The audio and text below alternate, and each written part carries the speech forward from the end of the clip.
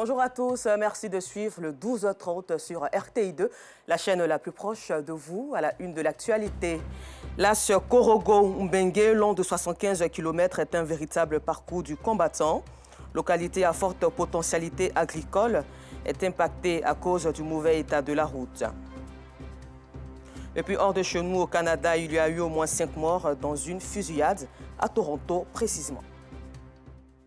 Encore merci à vous de nous suivre sur RTI2. Mbengue est une localité du nord de la Côte d'Ivoire, dans la région du Poro. La voie menant à ce département en passant par Korogo est impraticable et véritable parcours du combattant.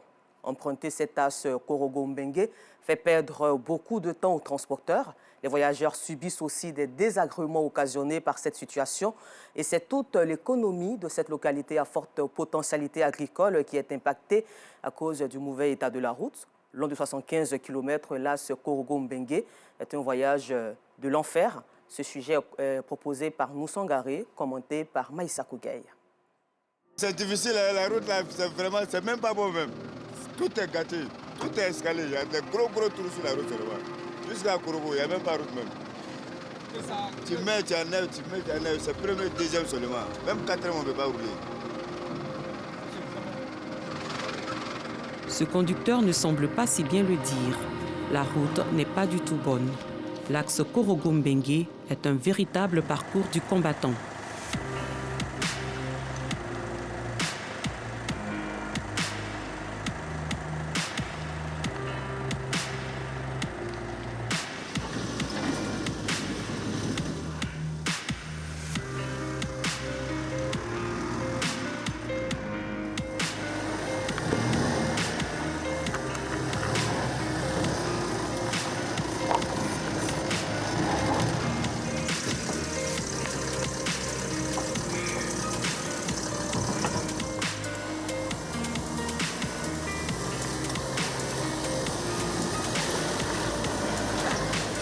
Emprunter cet axe fait perdre de l'argent et beaucoup de temps aux transporteurs.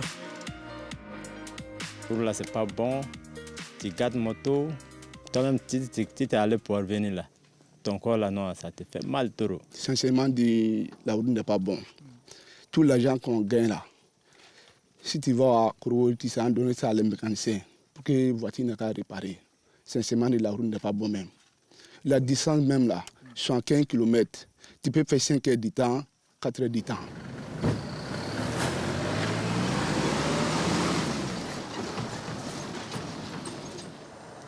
Ngolo Yeo vient de l'apprendre à ses dépens.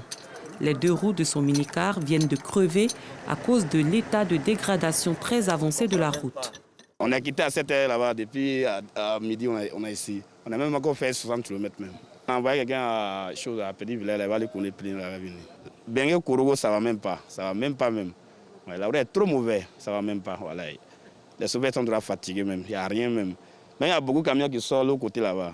Ils sont gradés Chotongo, Korogo. Voilà, donc les chauffeurs sont laissés la route actuellement, tout le monde est en train de passer de l'autre côté là-bas. Les transporteurs ne sont pas seuls dans cette galère. Les voyageurs subissent aussi des désagréments occasionnés par cette situation. L'un des voyageurs du minicar est dans le désarroi. Ça vaut au moins une trentaine, 45 minutes comme ça. On est arrivé, le premier pneu est crevé et puis c'est le deuxième pneu qui est crevé comme ça là. Donc on souffre sur la route comme ça là vraiment. Je suis fatigué, j'ai sommeil. Zone à forte potentialité agricole avec une production annuelle de plus de 14 000 tonnes de coton, Mbengue est la 2e ville cotonnière du pays après Korogo. Aujourd'hui, à cause de l'état de la route, les agriculteurs rencontrent d'énormes difficultés à évacuer leurs produits. C'est le cas de Yaya. Ce producteur de coton n'a pas trouvé jusque-là des acheteurs.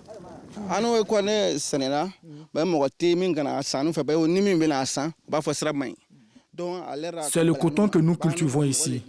Tu investis ton argent dans cette activité agricole. Quand arrive la récolte, tu ne trouves pas d'acheteurs parce que la route est mauvaise.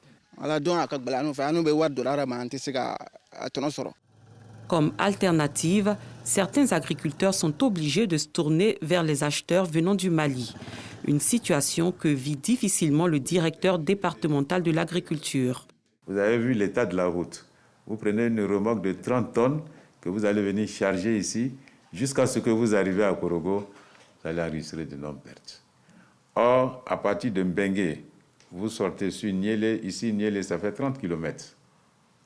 30 km, vous êtes sur le bitume qui continue au Mali et au Niger.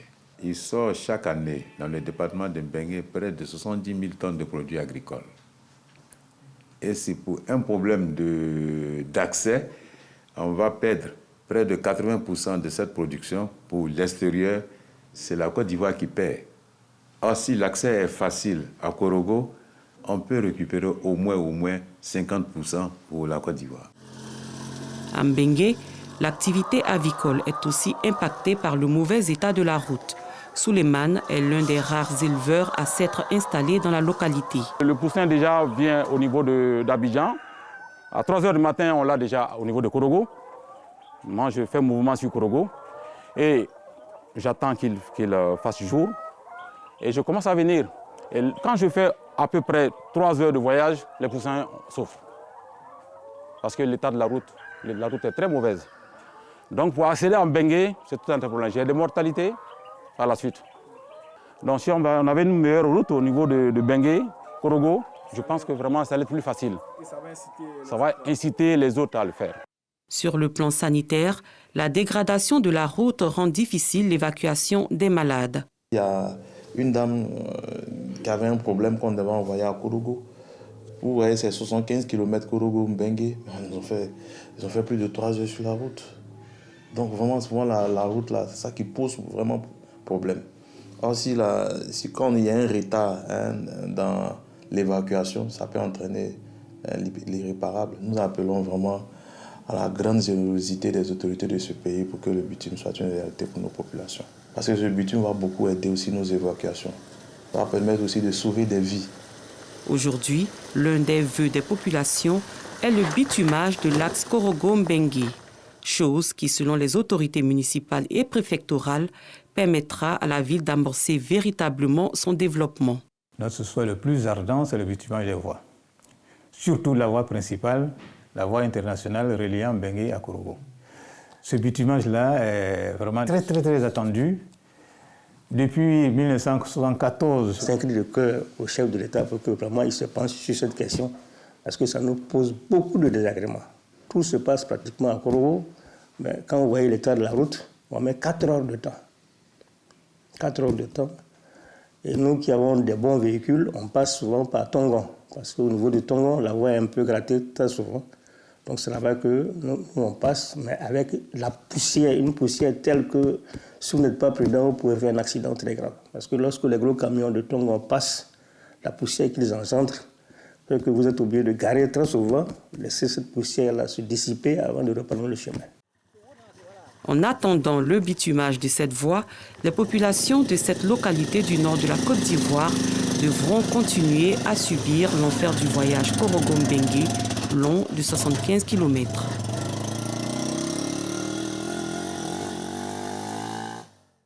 Dans cette période de fête de fin d'année, le réseau ivoirien des organisations féminines a mené une campagne pour sensibiliser la population sur les bienfaits du vaccin contre la COVID-19, les dangers liés au VIH-Sida, les violences basées sur le genre et les mauvais comportements au volant. Objectif de cette campagne de sensibilisation, permettre aux populations de célébrer les fêtes de fin d'année dans la sérénité.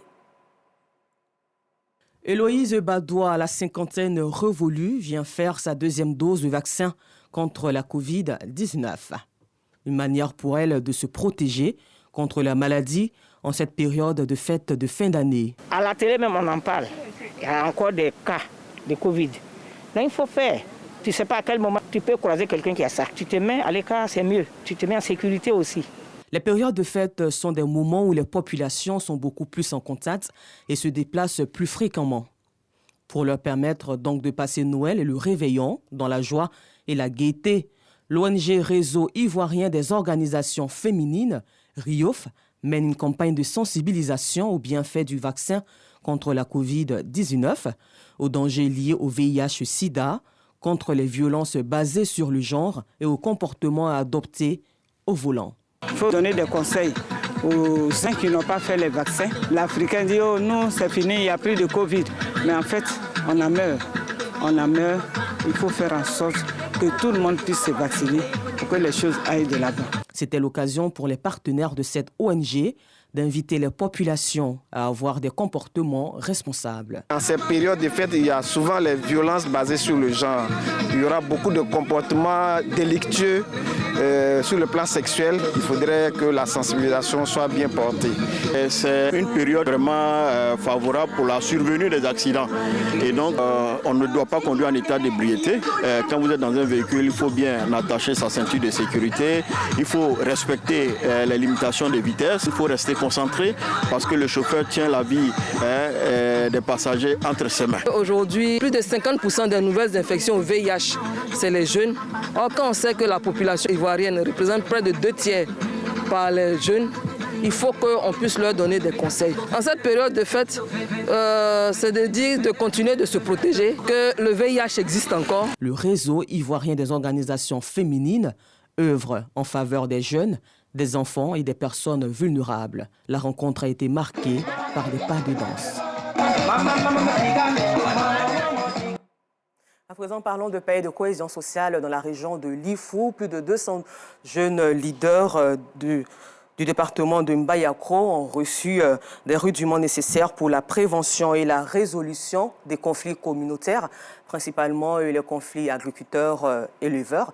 Cette tribune d'échange a permis aux jeunes les têtes couronnées et les acteurs de la filière bétail de proposer des solutions à ce récurrent conflit afin de préserver la cohésion sociale et la paix. Un reportage signé Soro Corona de RTI Boaké. La région de Lifou connaît le récurrent conflit éleveurs-agriculteurs aux conséquences désastreuses. Destruction des champs, abattage d'animaux, avec souvent des pertes en vie humaine. Les jeunes sont souvent les victimes de ce fléau. Pour impliquer la jeunesse dans la résolution et la prévention de ces conflits, plus de 200 jeunes du département de Mbayakro, région de Lifou, sont en formation. Cette formation se tient dans le cadre du projet Jeunes de valeur, exécuté en Côte d'Ivoire depuis octobre 2021.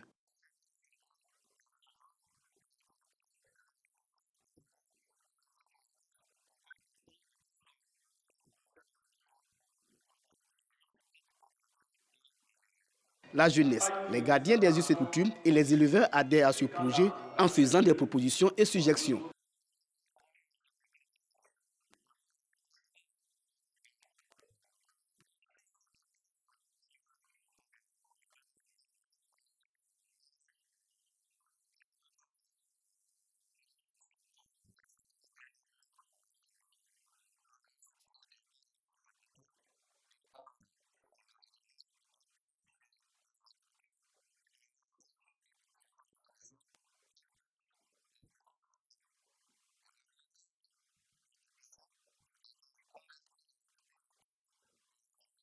Financé par l'Union européenne et mis en œuvre par la Fondation Frédéric Ebert, le projet Jeunes de valeur est implémenté dans 10 régions du pays. Le projet cible 200 jeunes de 18 à 35 ans par localité, dont 50% de femmes. En sport à présent, sachez que la remise trophée de la première édition du Gala de Boss, doté du trophée de l'ex-premier ministre Feu Ahmed Bakayoko, s'est tenue tout récemment au Centre de l'amitié ivoiro-coréenne. Une initiative d'Ivoire Fondation, Doumbia Seikou, était le premier vainqueur de cette première édition. En Afrique du Sud, le Congrès national africain ANC, parti historique au pouvoir, a réuni plus de 4000 délégués appelés à voter pour désigner leur prochain leader. L'actuel président Cyril Ramaphosa reste en bonne voie pour décrocher un second mandat. Il est talonné toutefois par son rival Zweli Mixé. Et puis pour terminer, nous vous le disions en titre, au Canada, selon une source policière, 5 personnes ont été tuées dans une fusillade survenue dans un immeuble de Vaughan, une ville située à une trentaine de kilomètres de Toronto. Le suspect, dont l'identité n'a pas été précisée, serait également décédé après des échanges de tirs avec les forces de l'ordre. Encore merci à vous et bonne suite de programme sur RTI2, la chaîne la plus proche de vous.